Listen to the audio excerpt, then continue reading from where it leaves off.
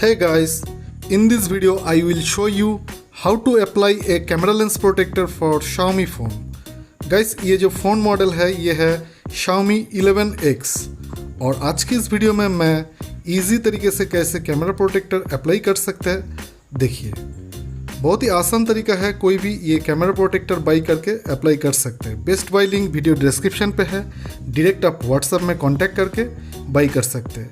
Just camera lens protector आपको नहीं मिलेगा, फुल कॉम्बो पैक है मेरे पास, front back and camera. Matte finish protector भी अवेलेबल है, आप बाई कर सकते हैं डायरेक्ट व्हाट्सएप में कांटेक्ट करके। तो देख सकते हैं बहुत ही आसान तरीके से आपको मैं ये कैमरा प्रोटेक्टर अप्लाई करके दिखाया और ऊपर का ब्लू लेयर आप ब्लेड या ट्वीज़र से रिमूव कर सकते हैं ईजीली।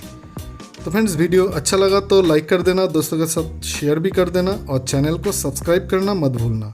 Thanks for watching. आपका दिन शुभ रहे।